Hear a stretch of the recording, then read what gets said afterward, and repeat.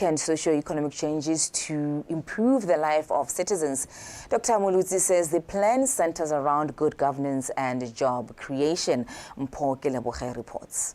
When addressing a press conference, Umbrella for Democratic Change Director of Policy and Strategy, Dr. Petri Molutsi, has appealed to Botswana to allow the new government to act on its promises and priorities to unlock opportunities in the private sector and youth employment, among other citizens' empowerment attributes as envisaged in the party's manifesto. The primary pillar of manifesto arona, and again, ono harlogana le wa di party tse di ke gore this economy has the kono ya manifesto wa party ya rona ke gore re lemogile fa itshulelo ya lefatshe la rona ena le bokgoni jwa go thama mepereko e ka itumedisang setšhaba, approach where we create mega economic enterprises which create jobs, which produce goods and services, and which therefore diversify the economy. Umbrella for Democratic Change has promised to investigate any corruption and maladministration in all government departments. Ha re tla itlhela gona le tshenyo, re tla se ke re bonye, re tla ira gore molao o dira tiro ha one le makgotla a tshwantseng go dira tiro eo. Puso e ntšhang e tla dira tsotlhe tse di maleba go tlhotlhomisa dipelaelo tse di teng le go lwantsha borukutlhi. Re tla dira tsotlhe go sekisa ba dirileng melato ka nako ya babusi ba pele. And act decisively using the appropriate government institutions, including the police and others, and the courts of law, to recover what has been taken unlawfully. Dr. Molutsi says his party is confident to rule this country because it has a team of technocrats with a good track records, adding that some of them are experienced politicians as they were in the previous parliament. Umbrella for Democratic Change will also host a victory celebration on Saturday to appreciate its supporters following his victory against the Botswana Democratic Party, which has been in power for the past 58 years. Mpho Keleboge, Botswana Television, Gaborone. Long-time friend of President Duma Boko and a respected lawyer, Mr. Wingotlototing says the president displayed an affection for people from a very tender age and that the nation has gifted itself with a compassionate leader. Mr. Toting shared this in an exclusive interview with BTV News today. Tulufera Tombale reports. As Botswana looks forward to an official inauguration on Friday of the new president, Advocate Duma Boko, after the victory of his party, the Umbrella for Democratic Change, in the recent general elections, reactions continue to pour in regarding the win and the country's new leader. Among those reacting to Advocate Boko's ascension is his longtime friend, who emphasized the positive qualities he had observed in the president over the years. We've got to trace that evolution back to his secondary school days. He was immersed in left-wing politics.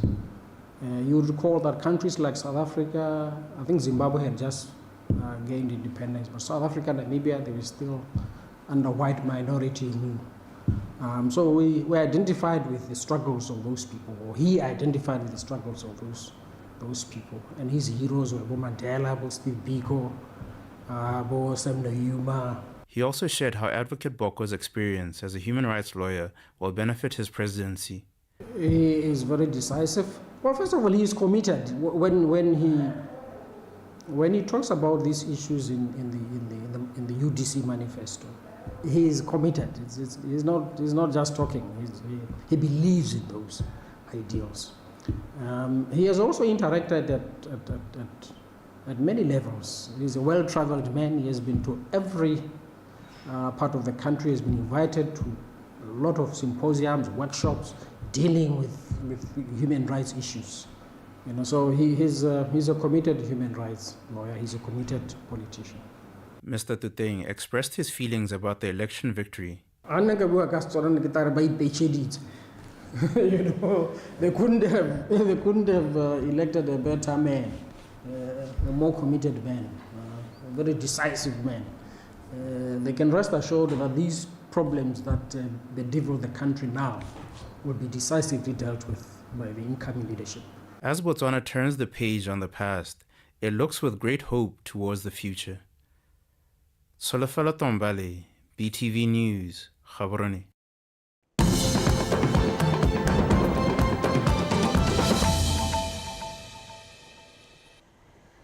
Diagnosing and healing trauma at an infancy stage amongst young boys and men is said to be therapeutic in their mental health and well-being.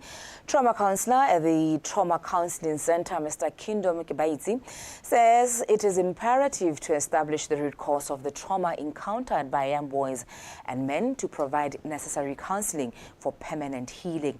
Mojadi Mukibelo reports.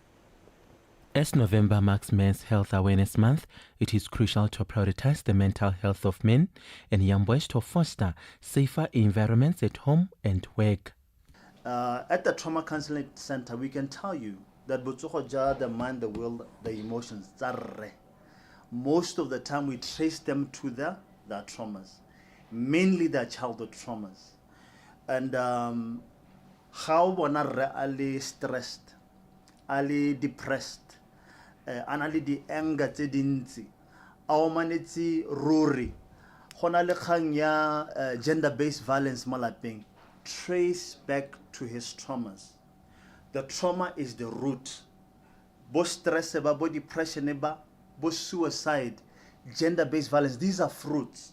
Experts highlight the significance of addressing trauma, particularly in its early stages, as past experiences can be a major cause.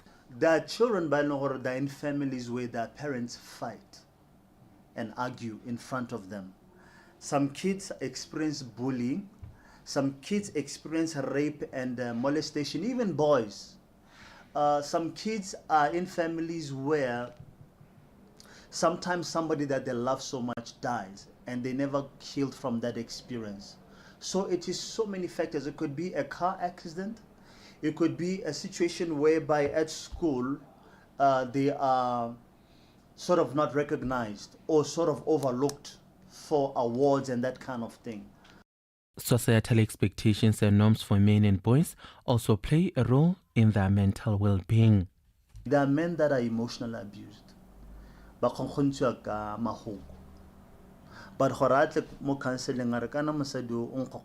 there are emotionally abused men at homes, but most of them are reluctant to report to the police officers as they shy away to do so. We'll laugh. Not horror that bad people, it's just the society at large. Treat it that way, to say, come on, you have to be a man. Trauma counselors emphasize that many social problems stem from unresolved trauma, urging individuals and families affected to seek early counseling from experts. Mojadi Mukibelo, BTV News, Gaborone.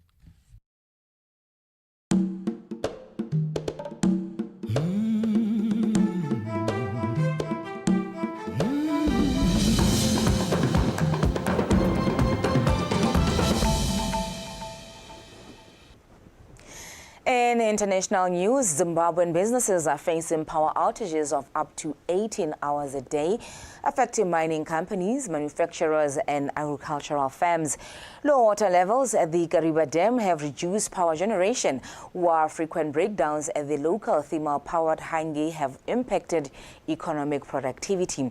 Mining companies have lost production time and revenue due to power outages, with some having to sign up for costly electricity imports from regional suppliers.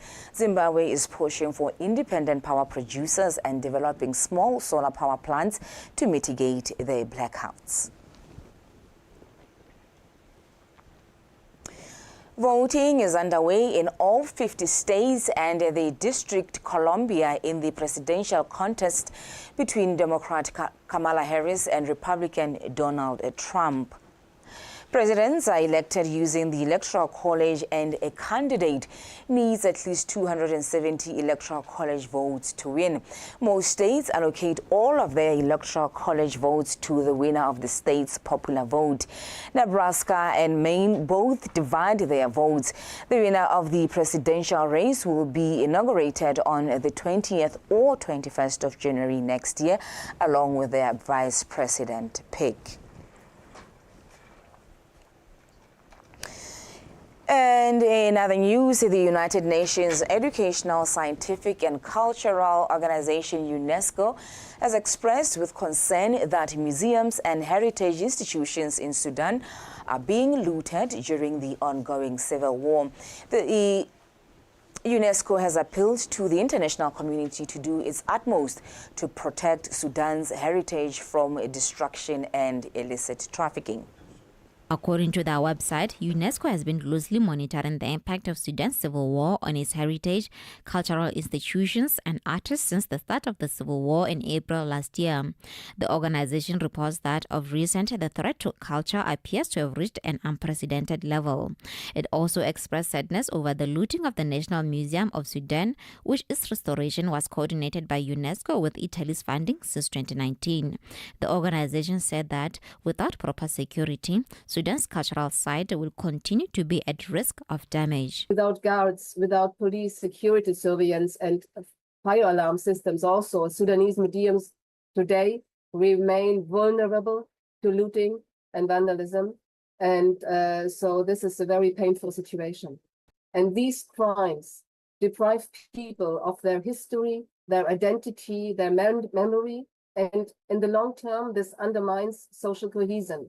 It's a massive loss. Among the sites looted in Sudan is the Khalifa House, an integral museum in Sudan. The Khalifa House was the residence of the successor of the Mahdi, Khalifa Mohammed, and the headquarters of the administration of the Mahdi state.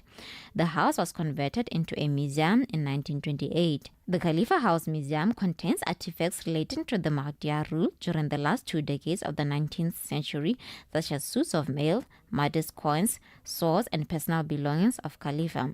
Sudan's National Corporation for Antiquities and Museums narrates how the museum was looted. The coins were plentiful, but around 30 to 40 prominent artifacts were also taken. The storage facility itself was thoroughly looted. Even our data was stolen. We had numerous computers and monitors which held critical information. UNESCO also says there are reports of trafficking of stolen property from looted museums. It has since urged the public and the art market involved in the trade of cultural property in the region and worldwide to refrain from acquiring or taking part in the import, export, or transfer of ownership of cultural property from Sudan. It went on to say it will continue to step up efforts to prevent such trafficking. Laonela Hwale, BTV News. Up next is sport with Tato Titi Khosimore.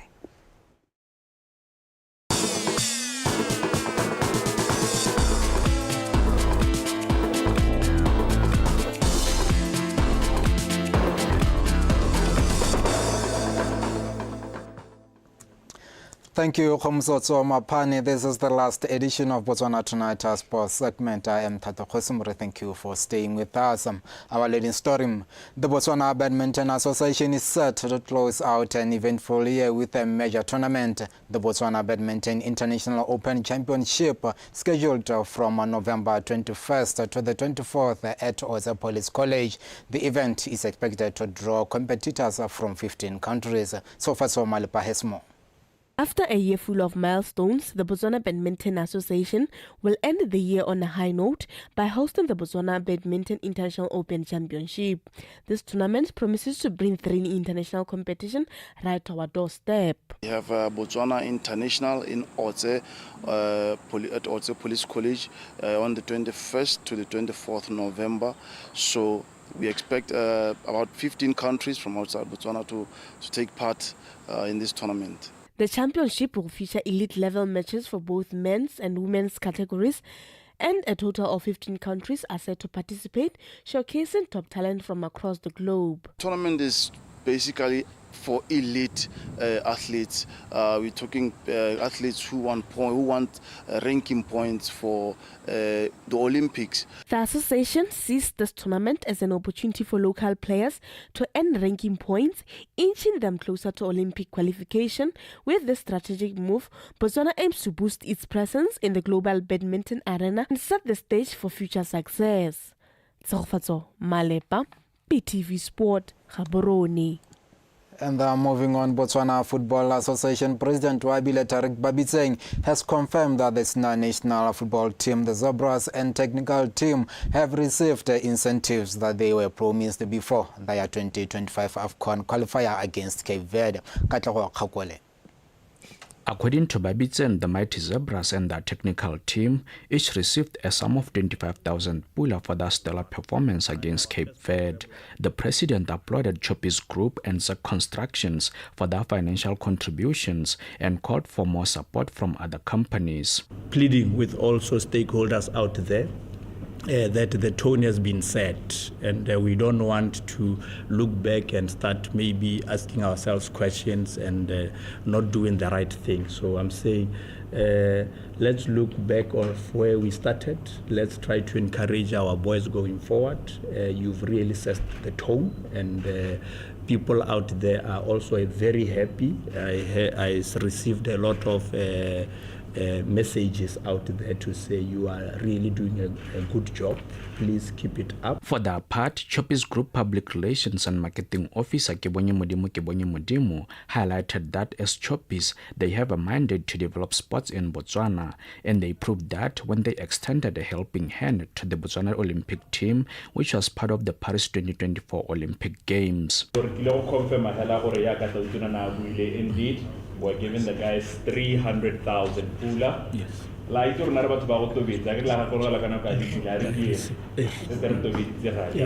humble again. I'm happy for the boys, for the player, for BFA, for the football fraternity, for the nation as a whole.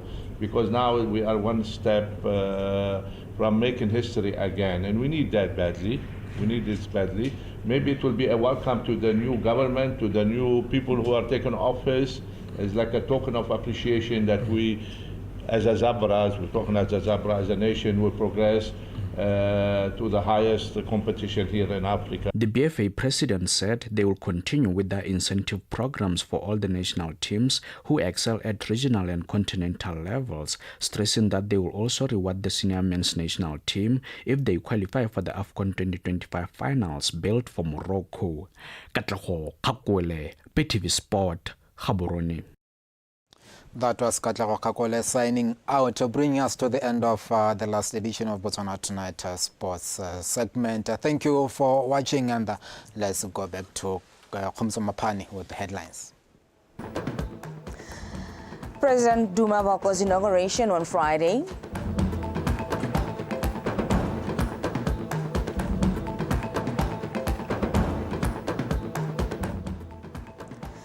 President Boko's friend unsurprised about his assumption of power. And the latest polls show Harris-Trump tied as voting gets underway. Thank you, TT. Whether the sport and interpreting in sign language was tapo sa BTV News. Ikanyarona. Up next is the weather update.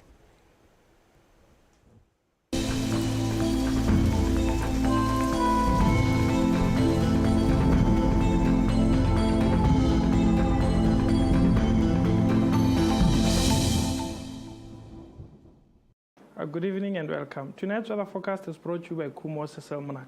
This evening, clouds are visible over most areas in our country, except over Khansi Kgalagadi and Southern District, where clear skies are visible. On Wednesday, we're expecting some isolated thunder showers over Ngamile and Chobe, Southern Southeast Gauteng, Central and Northeast District. Partly cloudy conditions are expected over Kgalagadi District, with few patches of clouds expected to be visible over Khansi District.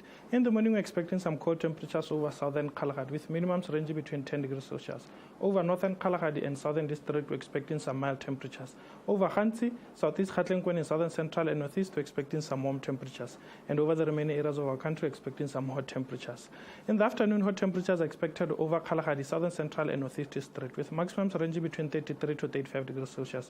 Over Khansi, southern southeast Gauteng and Kwena district, we're expecting some very hot afternoon temperatures, with maximums ranging between 36 to 38 degrees Celsius. And over the remaining areas of our country, we're expecting some extremely hot afternoon temperatures, with maximums ranging between 39 to 40 degrees Celsius. The public is advised to take necessary precautions. Now, looking at the fire bulletin, is showing some active wildfires over some areas of Khansi and the northeast district.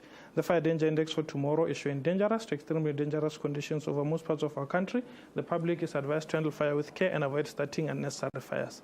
Now, looking at some SADC cities, we're expecting some thunder showers over Johannesburg with cloudy conditions expected over Manzini and partly cloudy conditions expected over Gqeberha. We're expecting a few patches of clouds to be visible over Windhoek and Lusaka with some showers expected over Harare, Beira and Antananarivo. We're expecting some few patches of clouds to be visible over Blantyre with some showers expected over Dar es Salaam, Kinshasa and Luanda. That's weather forecast. Have yourself a good evening.